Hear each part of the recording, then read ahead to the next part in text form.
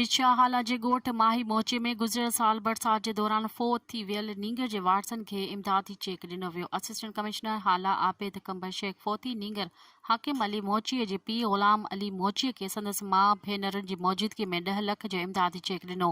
Photo जा वारिस check वसूल करण बाद अखियुनि मां लुड़क लाड़े वेठा।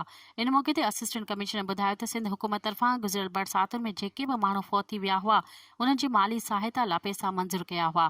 जिरमा तालुके हाला जे ॻोठ माही मोची जे रहिवासी हाकिम अली वल्द ग़ुलाम अली मोची पिणु फौत थी वियो हो, जंहिंजे इमदाद जो चेक संदसि वालिद ग़ुलाम अली मोची खे ॾिनो वियो आहे। हुन चयो त अवाम जी ख़िदमत करणु असांजो फ़र्ज़ु आहे। शहरी कंहिं बि मसइले जे लाइ पंहिंजी ऑफिस अची मूं सां सिधो राब्तो करे सघनि था।